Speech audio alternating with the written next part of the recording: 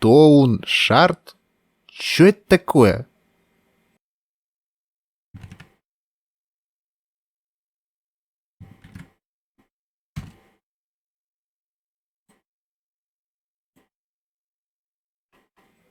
Ага.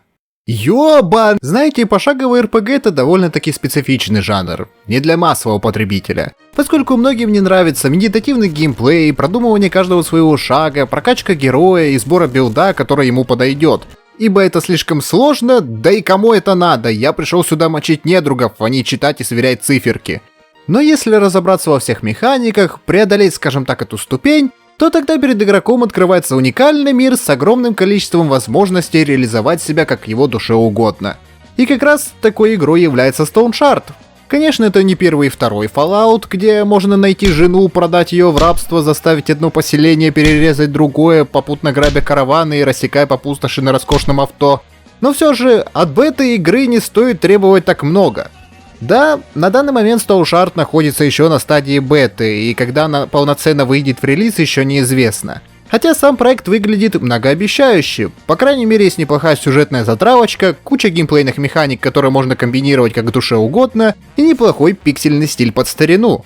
Конечно, возможно, пикселизация создает иллюзию радужной атмосферы в этой игре, но это всего лишь иллюзия, поскольку мир, охваченный войной, здесь очень жесток и ошибок не прощает. И ладно бы только это, ведь тут есть интрига, завязанная на неизвестных магических камнях, обладающих по классике огромной силой, за которой охотится алхимик по имени Гвинел и культисты-сатанисты. Ну а мы посреди всего этого представляем из себя обычного наемника, отдающего должок за когда-то пережитую неприятность, из которой вытащил нас Верен, бывалый авантюрист и искатель древних реликвий, которого, кстати, и нанял Гвинел искать камни. Правда, во время поиска он потерял всю свою команду и чуть сам не погиб из-за культистов, поэтому ему пришлось обратиться за помощью того, кого вы выберете в начале игры.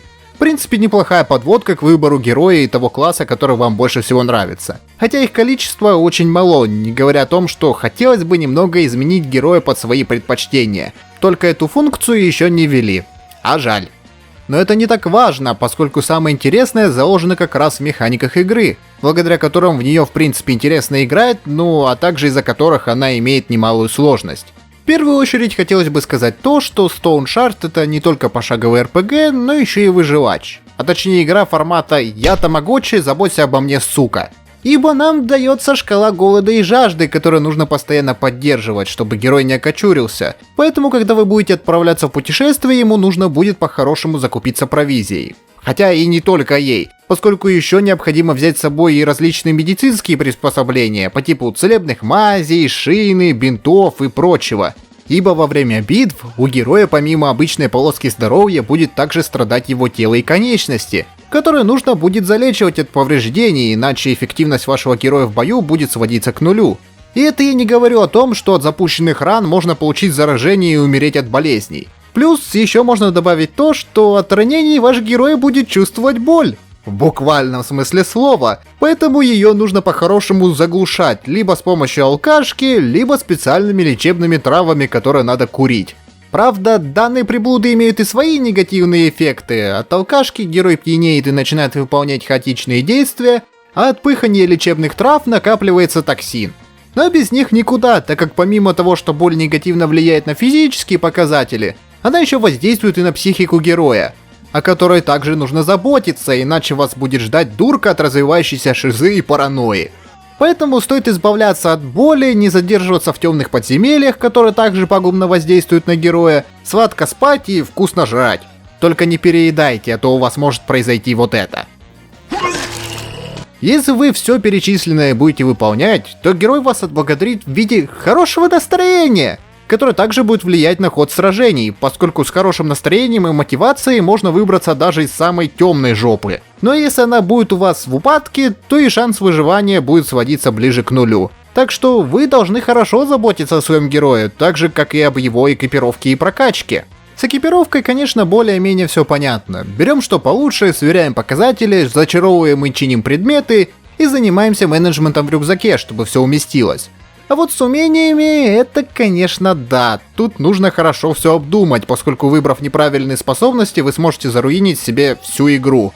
Поэтому перед прокачкой лучше прочитать все доступные возможности, чтобы двигаться в нужном направлении.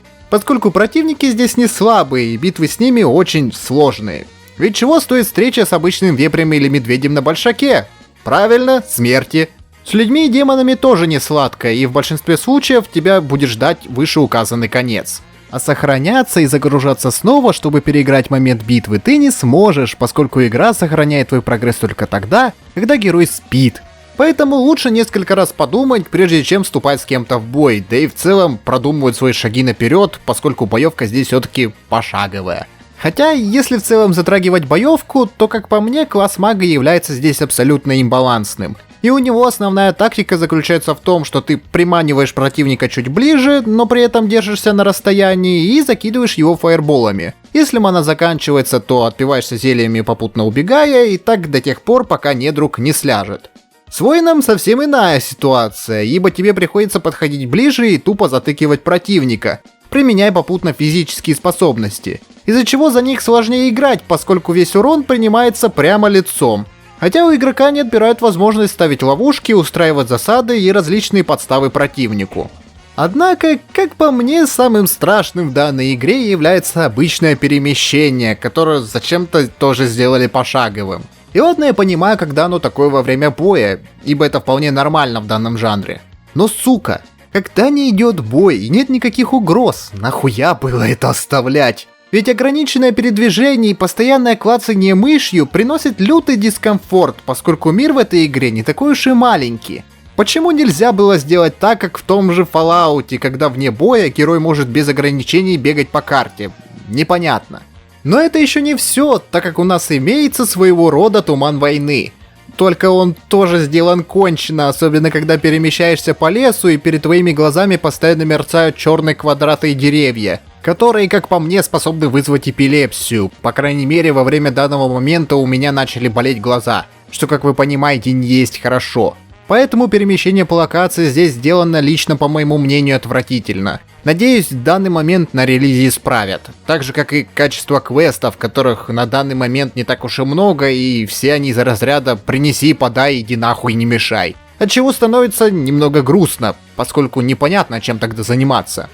Конечно, данную ситуацию спасают всякого рода сборки, неожиданные ситуации, какой-никакой отыгрыши вживления в роль своего героя. Вот, например, мой дворф после приятного сна в спальнике, за который отвалил много бабла, понял, что теперь его вернуть обратно не получится, поскольку он был одноразовым. Из-за чего с горя Юр Гримбал напился и стал буянить деревни, за что его дубасила стража и отправила на 7 дней в тюрягу. Ну а так как Юр Гримбал был... Сука, блядь, да ёбаный в рот!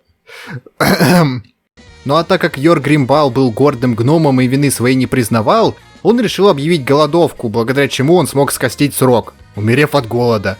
Вполне себе получилась веселая история, поучительная и со смыслом. Однако, как вы понимаете, все равно этого будет недостаточно, поэтому стоит ждать все-таки полноценного релиза, в котором исправят все ошибки и добавят более интересные квесты, схожие по духу с прологом игры, который, как по мне, получился not bad.